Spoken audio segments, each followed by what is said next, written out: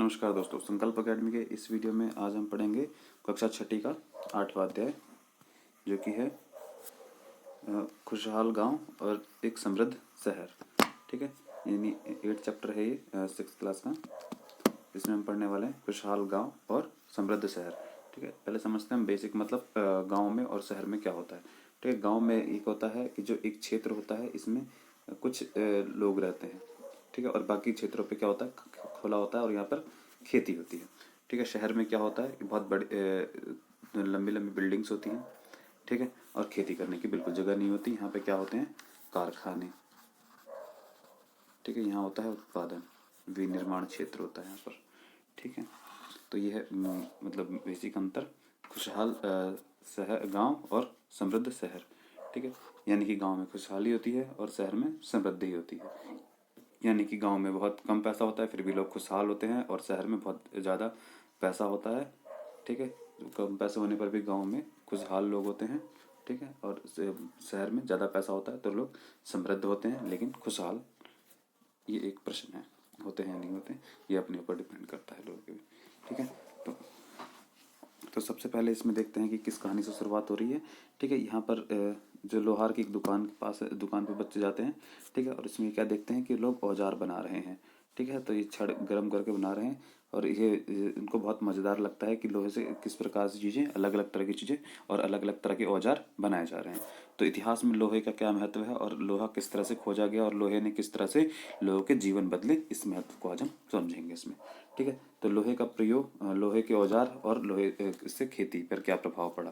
ठीक है, क्या होता है, लोहे के औजार बने, लोहे के औजार से क्या होंगे, जो हल बनते थे वो लोहे के बने, और लोहे के हलों ने और कुदालें बनी।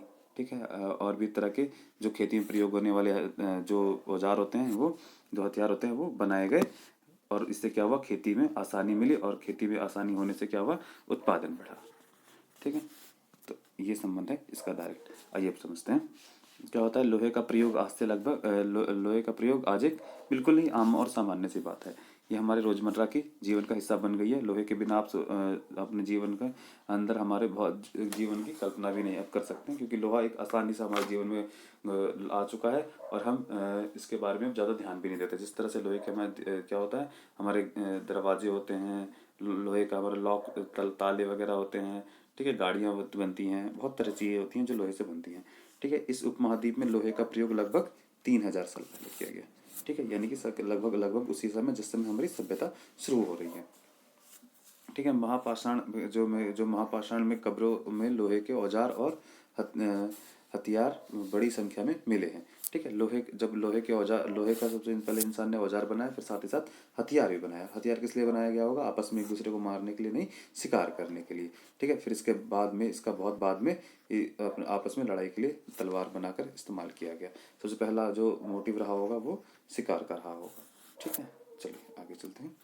तो इसके बारे में हम अध्याय 4 में पहले ही पढ़ चुके हैं। ठीक है, करीब 2500 वर्ष पहले, ठीक है, जब जनपद महाजनपद बनने की प्रक्रिया चल रही थी, लोग एक जगह इकट्ठा हो रहे थे और ताकतों का एक बड़ी ताकत के रूप में लोग उभर रहे थे।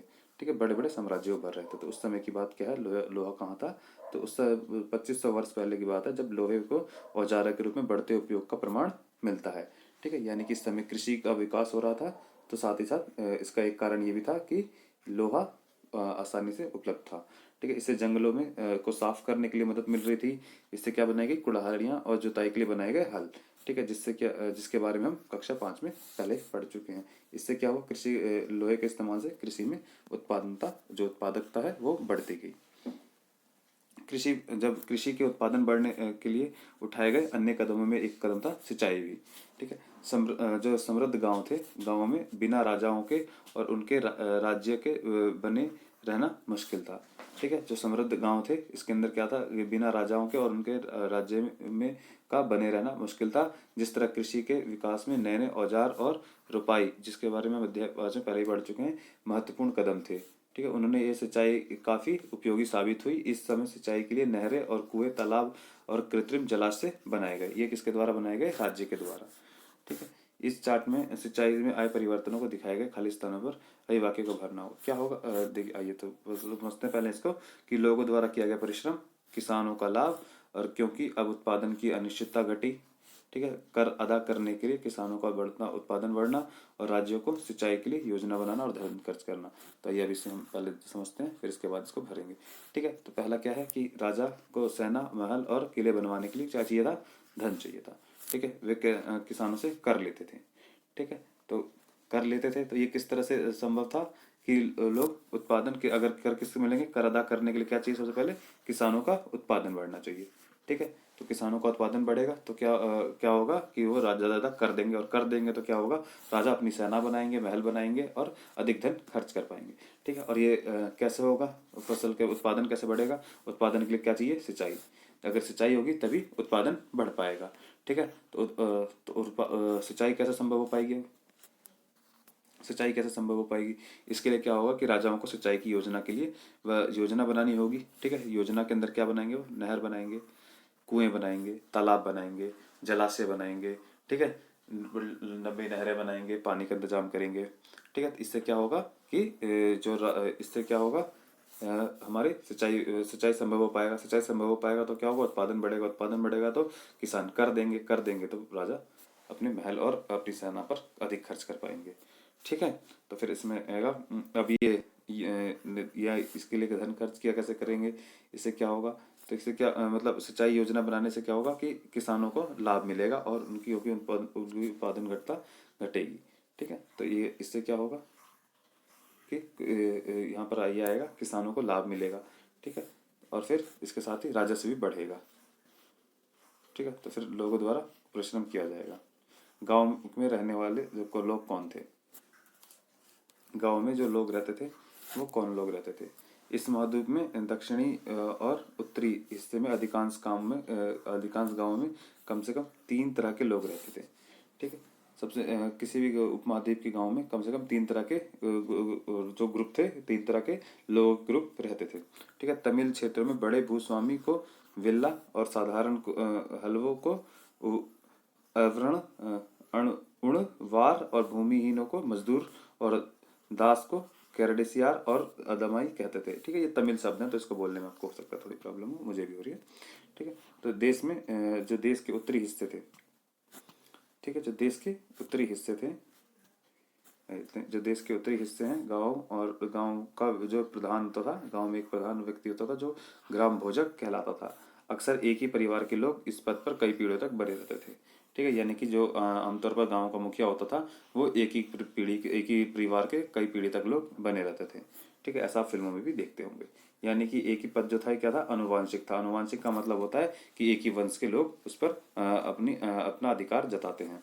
ठीक है, जो ग्राम भोजक यानी कि गांव का मुखिया पद पर आमतौर पर गांव का बड़ा भूस्वामी होता था। ठीक है, यानी कि आमतौर पर कौन जो गांव का जो मुखिया होता था वो एक बड़ा गांव का भूस्वामी होता था, जिसकी जमीन सबसे ज्यादा होती थी वही मुखिया होता था आमतौर पर। साधारणतः इनकी जमीन पर जो दास और मजदूर लोग होते थे वो काम किया करते थे। ठीक है, जो दास और मजदूर होते थे वो काम करते थे। इसके अतिरिक्त इनके प्रभावशाली होने के कारण प्राय राजा भी कर वसूलने का काम इन्हीं को सौंप देते थे। ठीक है, यानी कि सीधे राजा इंटरफेयर नहीं करते थे। ठीक है, ये क्या करते थे? जो जो गांव के प्रधान यानी कि मुखिया होते थे, इनको ये काम दे देते थे और ये जनता से डील करते थे। तो इससे क्या होता था कि राजा जनता की नज़र में सही बना रहता था, और बीच में ये आ जाते थे, जो जमींदार होते थे वो इनसे कर वसूल कर राजा को दिया करते थे। ठीक है, तो और ये कभी कभी न्यायाधीश का भी काम करते थे। ठीक है, और कभी कभी तो पुलिस का भी काम करते थे। यानी कि जो आमतौर पर स्थानीय मामले होते थे, जो गांव के स्तर के मामले होते थे, वो सुलझाने का काम भी इन्हीं ग्राम प्रधानों का होता था। ठीक है, जिन्हें हम ग्राम भोजक के नाम से इसमें जान रहे हैं। ठीक है, जो ग्राम भोजक के अलावा एक अन्य स्वतंत्र कृषक भी होते थे जिन्हें गृहपति कहते हैं। ठीक है, जिनमें ज्यादातर छोटे किसान होते थे। इसके अतिरिक्त कुछ ऐसे स्त्री पुरुष थे जिनके पास अपनी जमीन नहीं होती थी। इनमें दास काम कराकर कमकार आते थे, जिन्हें दूसरों की जमीन पर काम करके अपनी जीविका चलानी पड़ती थी।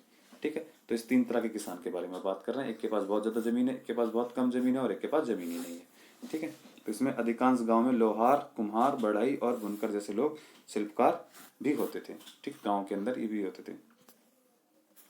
प्राचीन जो है तमिल रचना है। ठीक है। तमिल की प्राचीन रचनाओं में हमें संगम साहित्य कहते हैं। ठीक है। जो तमिल की रचनाएं हैं इसे किस नाम से जाना जाता है? संगम साहित्य के नाम से जाना जाता है। इसकी रचना करीब 2300 साल पहले की गई होगी, करीब करीब तभी जब मगध बन रहा था। ठीक है। इसमें इन्हीं इसे संगम साहित्य इसलिए कहा जाता है क्योंकि मुद्रे, ठीक है, कि कवियों ने कवि सम्मेलन संकलन किया गया है। ठीक है। जो मुद्रे में कवि सम्मेलन हुआ उसका संकलन किया गया है। गांव में रहने वालों को जिन तमिल नाम से उल्लेख यहाँ किया गया है वे संगम साहित्य में पाए जाते हैं। ठीक है। तो संगम साहित्य क्या है? जो तमिल भाषा का एक के साहित्य को हम संगम साहित्य कहते हैं। ठीक। नगर क्या कहते हैं?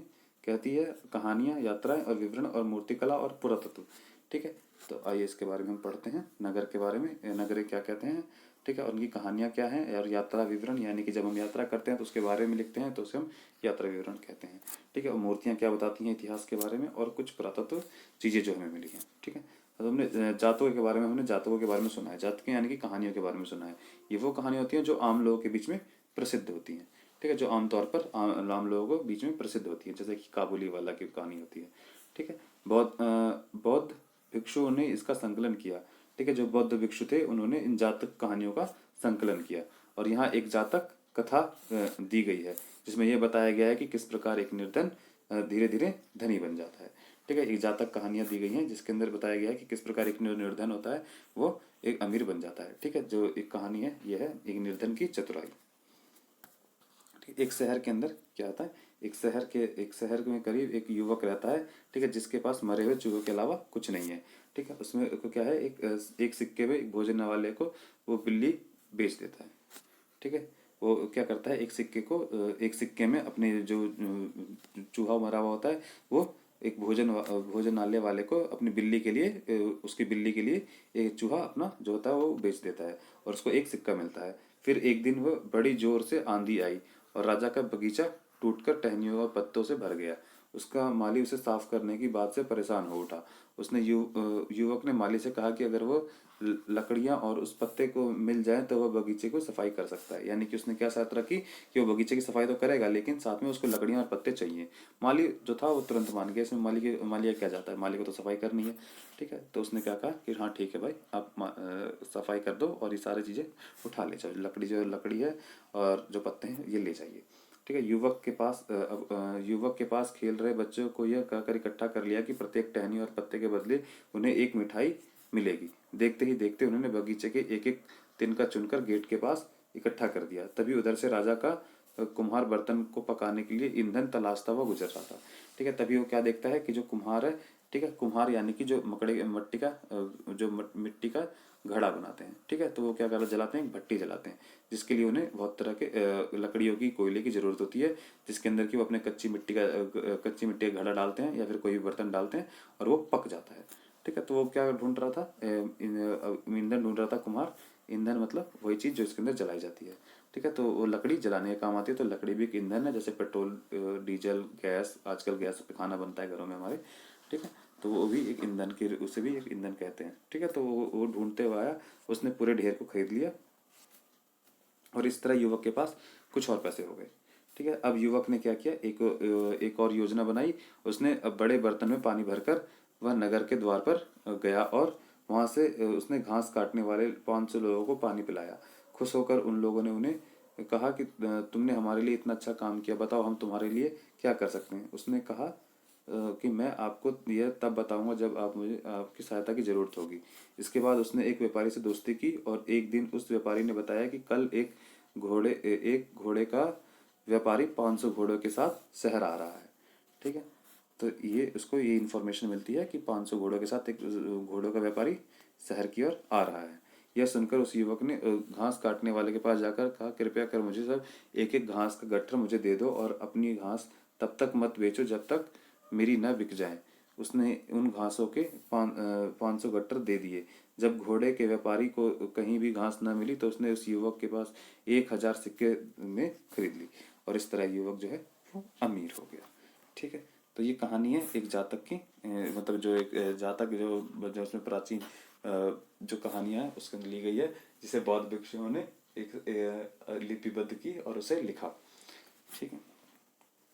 चलिए आगे देखते हैं। प्राचीन नगरों में क्या था, जीवन के बारे में हम कुछ अन्य स्रोतों से भी पता चल सकता है। ठीक है, जो प्राचीन नगरों का जीवन था, इसके बारे में हमें कुछ अन्य जो स्रोत हैं उससे भी पता चल सकता है। जैसे शहरों और गांवों या फिर जंगलों में लोग जुड़ी घटनाओं को मूर्तिकला कलात्मक ढंग से उकेरते थे।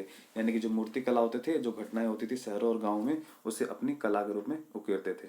ठीक है, मूर्तियों को ऐसी इमारतों या की रेलिंग और खंभों से प्रवेश द्वारों पर सजाया जाता था जहां लोग आते जाते थे। ठीक है, यानी कि जो मूर्तियां होती थी उसको इस जगह सजाया जाता था जहां से लोग आते जाते थे। जैसे आप मंदिरों पर भी देखोगे तो आपको वहां पर ऐसी चीजें देखने को मिलती हैं जो दीवारों पर सजाई गई होती हैं। जैसे कि इसके बारे में सजाया गया है, कोई युद्ध का विवरण भी हो सकता है या फिर किसी तरह का जो सामाजिक आयोजन होते हैं उसके बारे में भी हो सकता है। ठीक है, तो ये जिसमें आप देख पा रहे हो, ठीक है, ये दिल्ली में मिला एक वर्ल्ड है जो कि हड़प्पा की जल निकासी व्यवस्था से जिस व्यवस्था से कैसे भिन्न है इसके बारे में बताया गया है। ठीक है, यानी कि ये पानी ड्रेनेज सिस्टम था, इसके अंदर पानी भरता था जाके। ठीक है, ये सांची में मिला एक मध्य प्रदेश में एक वो है, एक मूर्ति कला है, मूर्ति कला की तरह है जो दीवार पर उकेरा गया था। ठीक है, अध्ययन हमने अध्याय 5 में क्या पढ़ा है, अनेक तरह के शहर, महाजनपदों और राजधानी के बारे में पढ़ा था। ठीक है, जैसे कि हमने इसमें पढ़ा है कुछ शहर जो हैं बैरिकेड से घिरे होते थे, यानी कि शहर के चारों ओर किलेबंदी होती थी। जैसा कि तुम ऊपर देख रहे हो, अपने शहर में वल्लक्यूप मिले हैं। ये वल्लक्यूप गुसलखाने, नाली और कूड़ेदान के लिए प्रयुक्त होते थे। प्राय ये वल्लक्यूप लोगों के घरों में होते थे। ठीक है, यानी है जो सीवर या गटर कर रही है उसकी बात की जा रही है इसके अंदर। ठीक है, महलों और बाजारों और अन्य और आम घरों में अवशेष बहुत कम मिले हैं। संभवतः लकड़ी और मिट्टी और कच्चा छप्पर से बने होने के कारण ये क्या हुआ, ज्यादा समय तक टिक नहीं पाए। ठीक है, जो आम घर थे उसके ज्यादा कोई अवशेष नहीं मिल पाए हैं। भविष्य में पुरातत्व इनकी खोज कर सकते हैं। ठीक है, प्राचीन शहरों में क्या, प्राचीन शहरों के बारे में यहाँ पर नाविकों और यात्रियों के विवरण से पता चलता है कि एक ऐसा विस्तृत और अज्ञात यूनानी नाविक का जिन जिन जिन पत्नों पर वो गया और उसने उसके बारे में लिखा। ठीक है, इसे हम जो साथ में ढूंढ सकते हैं। ठीक है, यानी कि एक ऐसे नाविक के बारे में जो अलग अलग क्षेत्र पर गया और उसके बारे में लिखा। ठीक है, तो आइए इसकी कहानी को हम जोड़ते हैं। ठीक है, हाँ तो चलिए इस कहानी को पढ़ते हैं। ये बेरिजगा ये भरूची का यूनानी नाम है जिसकी कहानी है इसमें। ठीक है, तो बेरिज का क्या है, एक संकरी खाड़ी, इसमें समुद्र से आने वाले के साथ नाव चला पाना बहुत मुश्किल होता है। राजा के द्वारा नियुक्त किया गया कुशल और अनुभवी स्थानीय मछुआरे ही इस जहाज को ला सकते थे। ठीक है, यानी कि जो आसपास के जो जिस क्षेत्र पर ये आ रहा है, ठीक है, वहाँ क्या है, वहाँ पर पानी काफी छिलछिला है, यानी कि पानी बहुत कम है और वहाँ पर आसान जो किनारा है और किनारे के पास पानी कम है। ठीक है, तो यहाँ पर नाव चलाना कुछ बहुत आसान काम नहीं है। ठीक है, ये केवल जो प्रशिक्षण प्राप्त नाविक हैं वही काम कर सकते हैं। तो बेरियाजा में शराब, तांबा, टीन, सीसा, मूंग, पुखराज, कपड़े, सोने, चांदी, सिक्के के आयात होता था। हिमालय की जड़ी बूटियां, हाथी के दांत, गोदमें और कलीन, सूत, रेशम, इत्र यहाँ पर निर्यात किए जाते थे। ठीक है, यानी कि बाहर से मंगाना, मतलब वहाँ पर भेजना निर्यात और बाहर से मंगाना आयात कहलाता है। ठीक है, राजा के लिए एक विशेष व्यापारी उपहार लेके आते थे और उनमें सोने चांदी के बर्तन, गायक, किशोर, सुंदर औरतें और अच्छी शराब और उत्कृष्ट महीन कपड़े शामिल होते थे। ठीक है, ये चीजें राजा को उसमें उपहार में दी जाती थी। ठीक है, आहत सिक्के। ठीक है, सिक्के के बारे में समझते हैं। ठीक है, इसके सिक्के के बारे में पढ़ेंगे। आहत सिक्के होता था जो सामान्यतः आयताकार के होते थे और फिर कभी कभी वर्गाकार के भी या फिर गोल भी हो सकते थे, क्योंकि इनको हम जो बनाया जाता था इनको बहुत तरह से पीट पीट कर यानी कि बनाया जाता था, इसलिए इन्हें आहत सिक्के कहते हैं। ठीक है, ये आरंभिक सदियों में प्रचलन में दिखाई देते हैं हमें। ठीक है, तो इसमें हमने कहानियों में, जैसे कि हमने कहानी में पढ़ा कि सिक्के आधार पर संपत्ति का मूल्यांकन किया जाता था। ठीक है, पुरातत्वविदों को इस युग में हजारों सिक्के मिले हैं। इस सबसे पुरानी सिक्के जो मिले हैं वो आहत सिक्के मिले हैं जो करीब 500 साल चले। और इसका चित्र जो है नीचे दिया गया है। ठीक है, चांदी या तांबे के सिक्के पर विभिन्न आकृतियों को आहत कर बनाए गए थे, जिससे इन्हें आहत सिक्के कहा गया था। ठीक है, यानी चोट मारना, आहत कर मारना कहलाता है। ठीक है, तो ये जो चित्र बनाया गया होगा इस पर चोट मार मार के बनाए गए। ठीक है, चलिए आगे चलते हैं। ठीक है, तो विनिमय के अन्य साधन। ठीक है, विनिमय यानी कि लेन देन के। ठीक है, जैसे कि अब हम पैसा देते हैं, सिक्का देते हैं और कोई भी सामान खरीद लेते हैं। ठीक है, तो इसको हम क्या कहते हैं, विनिमय प्रणाली। ठीक है, तो कभी जब सिक्के नहीं रहेंगे तो क्या होता है, बार्टर सिस्टम कहते हैं जैसे हम। ठीक है, तो क्या होता है इसमें, वस्तु के बदले वस्तु। ठीक है, आप गेहूँ दो चावल लो, चावल दो गेहूँ लो। ठीक है, इस तरह की। ठीक, तो एक संगम साहित्य जो है तमिल साहित्य, इसमें एक छोटी सी कविता है, उसके बारे में लिखा गया है। ठीक है, यही ना हिंदी अनुवाद है जिसका हम समझ पढ़ रहे हैं। खेतों में सफ़ेद धान गाड़ी पर लदे हैं, जा रहे हैं नमक के लिए, लंबे रास्ते हैं, चांदी से सफ़ेद रात पर परिवार को समेटे, कहीं पीछे छूट न जाए, शहरों में नमक के सौदागर के यूं चले जाने से सिर्फ सन्नाटा रह जाता है, समुद्र के किनारे नमक बहुत ज़्यादा उत्पादन होता था। नगर अनेक गतिविधियों के केंद्र थे। ठीक है, नगर जो है वो अनेक गतिविधियों के केंद्र थे। किस प्रकार, हम इसको समझेंगे इसमें।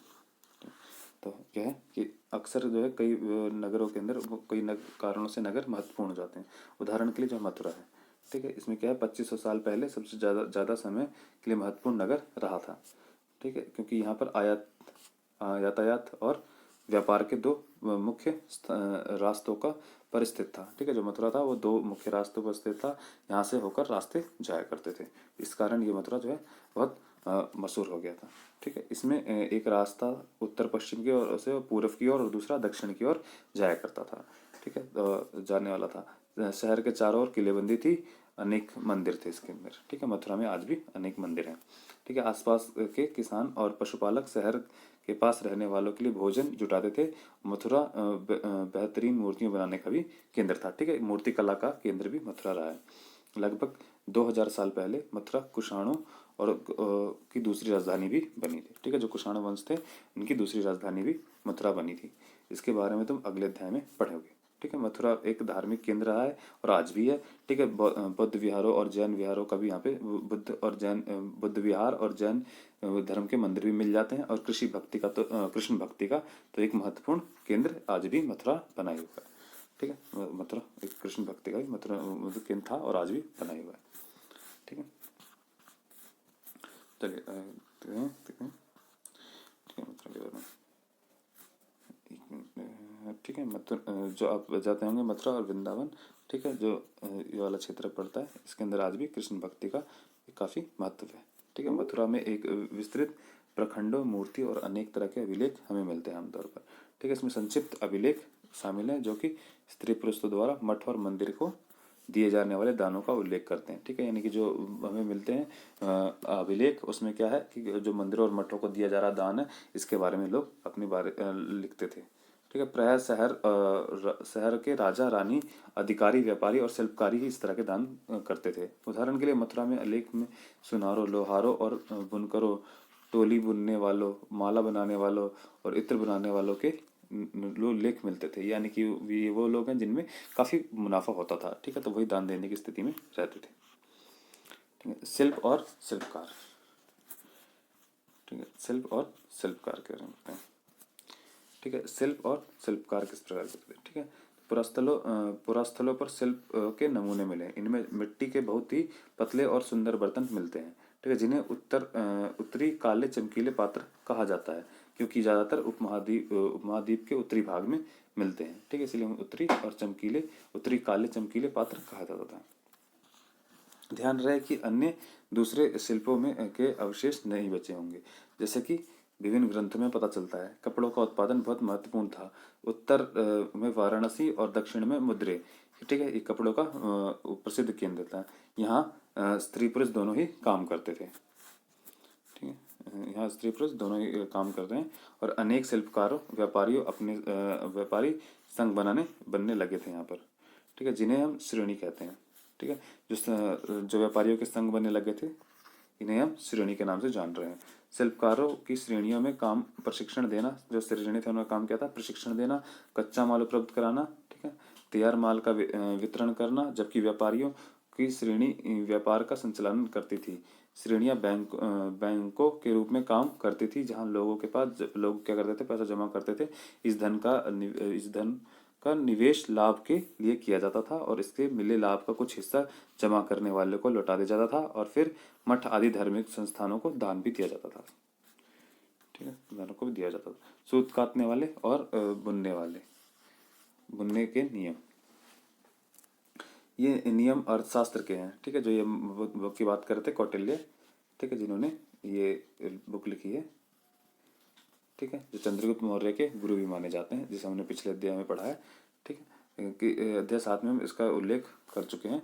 इसका इसमें इसलिए वर्णन करता है कि इसमें विशेष तरह के पदाधिकारी की देखरेख में कारखानों में सूत कताई और बुनाई की जाती थी, ठीक है। ऊन, पेड़ की छाल, कपास, पटुआ तथा स्तन को तैयार करने के लिए काम में विधवाओं, सक्षम अक्षम महिलाओं, भिक्षुणियों, बौद्ध वृद्धा और राजा के अवकाश प्राप्त दासियों, सेविकाओं, अवकाश प्राप्त देवदासियों आदि को लिया जाता था, ठीक है। इन्हें इस काम के लिए गुणवत्ता के अनुसार पारिश्रमिक दिया जाता था। जिन महिलाओं को बाहर निकलने की अनुमति नहीं है, वे अपनी दासियों को भेजकर कच्चे माल को मंगवा सकती हैं और फिर उन्हें तैयार माल भिजवा सकती हैं। वे औरतें जो कारखाने तक जा सकती हैं, उन्हें अपना माल कारखाने तक तड़के ले जाना पड़ता था और यहाँ उन्हें पारिश्रमिक मिलता था। इस समय माल को अच्छी तरह जांचने के लिए रोशनी रहती है। अगर निरीक्षक उस औरत की तरफ देखता है और इधर उधर की बातें करता है तो उसे सजा मिलनी चाहिए, ठीक है। अगर औरत ने अपना काम पूरा नहीं किया तो उसे जुर्माना देना होगा। इसके लिए उसका अंगूठा भी कटवाया जा सकता था, ठीक है, सकता है। इस तरह के नियम लिखे गए थे अर्थशास्त्र के अंदर। सूक्ष्म निरीक्षण, ठीक है। अब हम थोड़ा सूक्ष्म निरीक्षण करते हैं अरि कामेडू का, ठीक है। मानचित्र 7 में एक हम देख सकते हैं अरिका मेड़ू यानी कि पुदुचेरी में, ठीक है। तो इसमें ढूंढेंगे अरिका मेड़ू, अपनी किताब साथ में लीजिए और इसमें देखिए, ठीक है। रोम के बारे में दी गई जानकारी को पढ़ेंगे तो इसमें लगभग 2200 से 1900 साल पहले अरिकामेडू का एक पतन था। पतन यानी कि जहाँ से किनारा है, यहाँ पे पानी के जहाज आके रुकते हैं और फिर आगे की ओर जाते हैं, ठीक है।